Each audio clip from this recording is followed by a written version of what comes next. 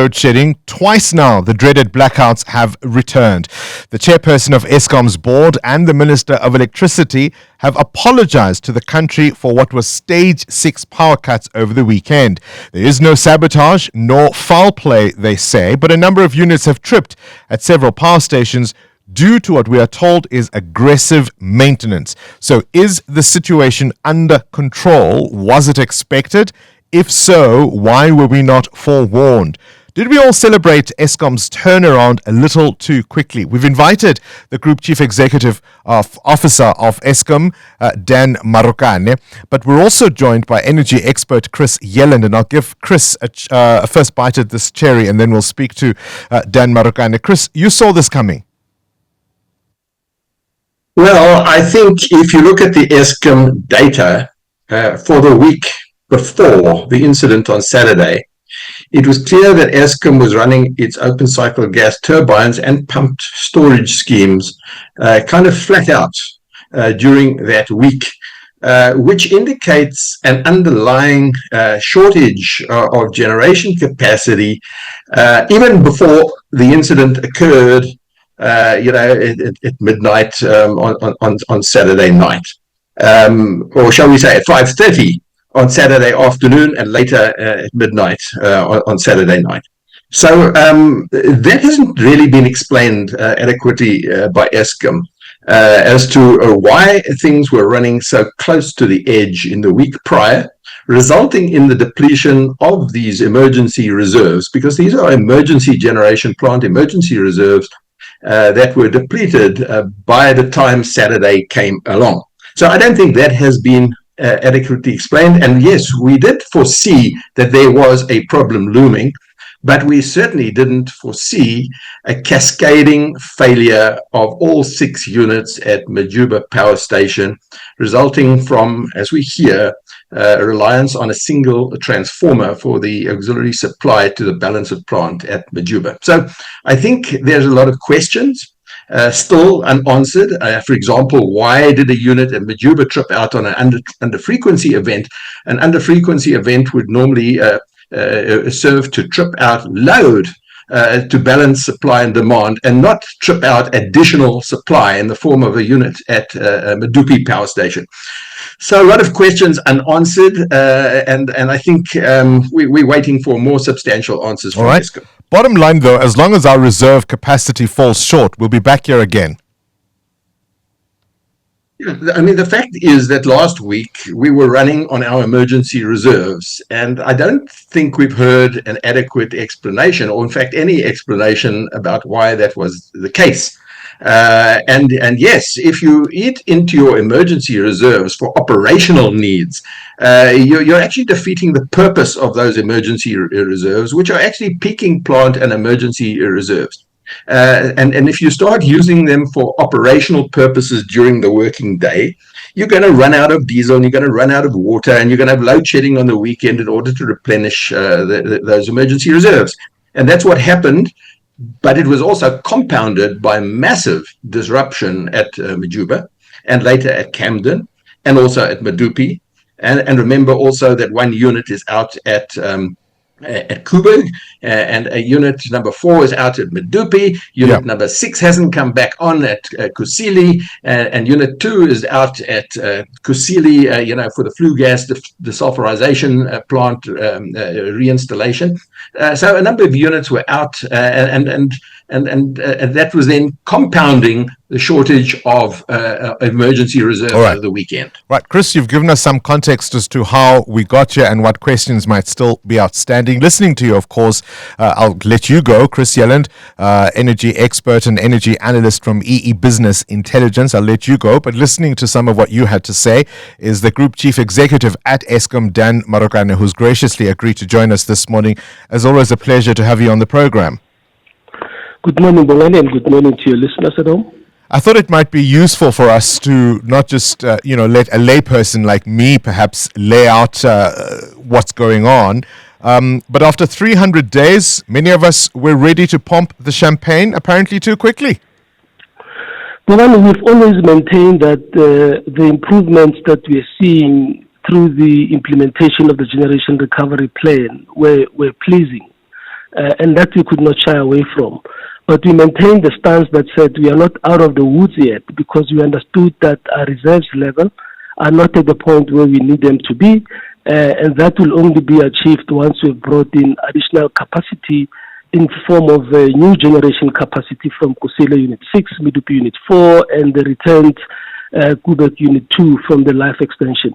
Once we have a combination of a maintenance plan result that looks like what we are having, once we've gone out of the summer maintenance window together with capacity, we will be in a position to draw some comfort as to when do we think we'll essentially be saying load shedding is behind us. We've maintained this point.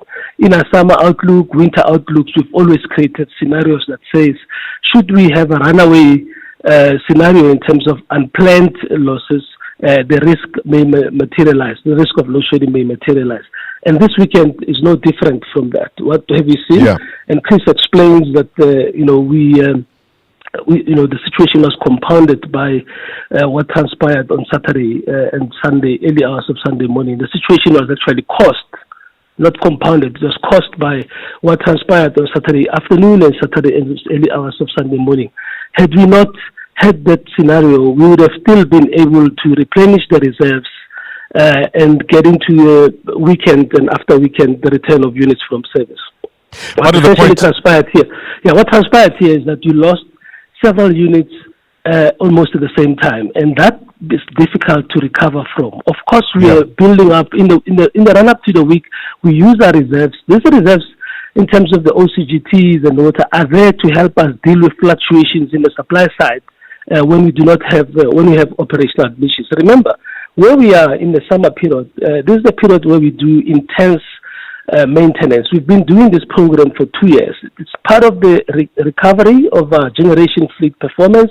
It's part of what we said 2 years ago when we began the generation recovery plan, that we need to do maintenance, adequate maintenance on a higher level than we have done before, to catch up with what we had not done previously that caused us load shedding. This is why we saw 10 months non-stop of no interruption in terms of load shedding. It's because we have done adequate maintenance for us to be able to carry loads during the most difficult periods of the year in the winter. When we do that, at a time when we do not have sufficient new capacity on, we are always on the margins in terms of the reserves. Multiple unit trips are unusual, and it is them that actually forced us to be in a position like this. A unit trip here and there would have easily seen us be able to ride the wave through it. And what we are focusing on is exactly where these vulnerabilities of the multiple unit trips are lying in the system, and our guys will dive into it. We know, we have observed what caused this, but we'll have to go deeper into understanding exactly where the vulnerabilities lie. And that work is going to do. Do you take the point that Chris makes, for example, that if you run emergency reserves as hard as we've been doing, when you have these trips like we experienced this weekend, you really don't have any backup room? Yeah, we run our emergency reserves to deal with emergency issues as they arise. You remember that running these emergency reserves is still cheaper than having to resort to load shedding. They are strategic in nature. They help us ride the storms when those do happen. And in last week's period in particular, we've had to work on them, run on them a little bit harder than we ordinarily would have wanted to do. We were comfortable that getting into the weekend like that, we would have still had the opportunity to recover and restore the reserves level. It is the multiple unit trips that are quite unusual. In this instance, we had 2 of those within a period of 6 hours at 2 different stations, and that really cost us into this kind of a situation. And we've had to go to stage 6 load shedding to enable us to protect the reserves, and they're building up. By yesterday evening, Bongani, we had brought back 8 of the 10 units that were down from these multiple unit trips. We continue to recover quite well overnight. The reserves from the water perspectives are almost where we need them to be. We're building up the fuel in the course of today. We'll assess the situation as we continue for the rest of today. Let me take you away from the technicalities and give you a sense of what many lay people certainly are feeling. And I'll start with the solar issue. There have been howls of protest that much of the pressure has been taken off the grid by those who've been able to install backup power, but it now feels they are being punished for do so. Register or pay a fine, we are told. Do you understand people's resentment at that? Look, by the way, just to fill you in, most of last week we had incessant rains around, biggest parts of the country, and there wasn't really much of a household solar pressure alleviation from the system. In fact, in many instances, we've had to make up for the delta from our coal fleet. The issue of the new tariff structure for household and solar programs has got to do with ensuring that each and every customer pays for the services that they have. Whilst you may be comfortable that you are using solar at home, remember you're still connected to the grid. That acts as a backup for you as your insurance. It acts as a backup for you as insurance for days when you don't have solar and you need to get the supply from the utility. It is for those reasons that not only here but in other countries you have a cost associated with that. What is good about the changes that are now being considered by NERSA is that they also place customers in a position where they themselves can be able to sell power into the grid and you have a net billing aspects coming through. It's really about user pay principle. You pay for what you're using. If you are totally disconnected from the grid, this will not be an issue. But the point that we're doing is as we reform the industry, we also need to reform the regulations to be consistent with the changes that we want to see. Yeah. The other gripe, of course, is being hit with stage 6 just after a tariff hike approval has been announced by NERSA.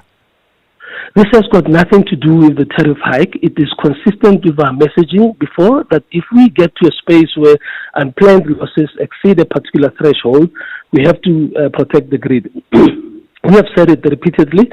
We are not in the woods yet. We need to achieve both the level of maintenance and fleet reliability availability that we envisage, together with new capacity.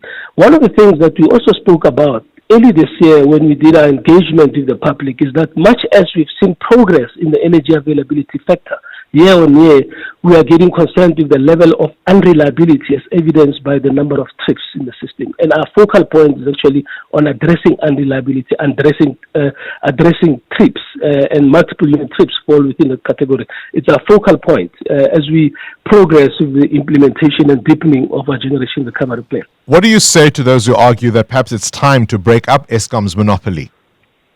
Eskom is a very important component of our electricity supply going forward, and it will remain so. It's important that Eskom remains a viable option to help the country resolve and deal with its energy supply issues.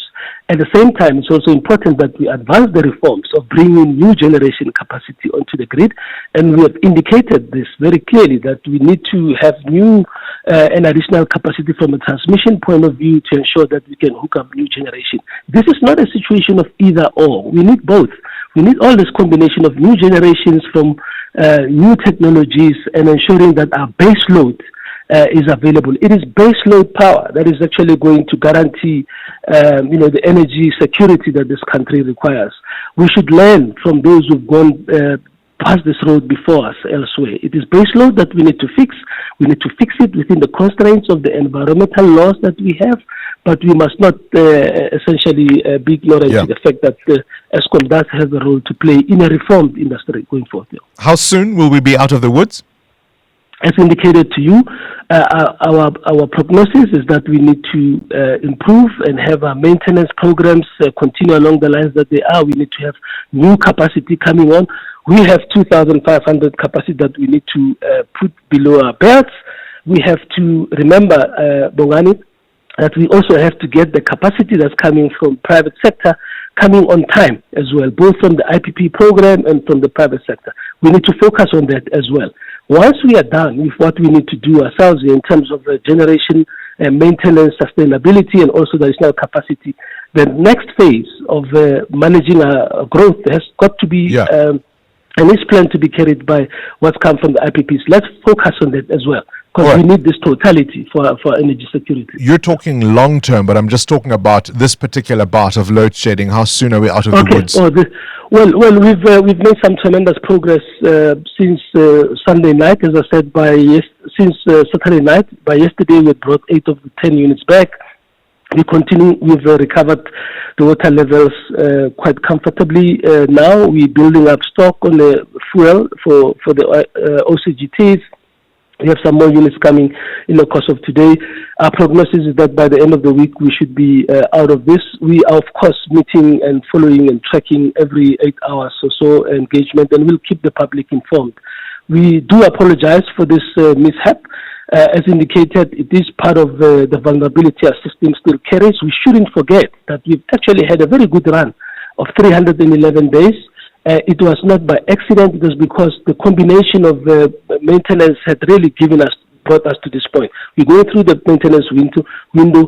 We are going to get many of these units coming back from mid-March going forth, and it will give us the same level of comfort as we've enjoyed last year. Right. Dan Marokane, I appreciate your time. He's the Group Chief Executive Officer at Eskom, and he says by the end of the week, this bout of load shedding will be sorted. Current events, developing stories, tough questions, your voice making a difference. This is Breakfast with Bongani Bingwa.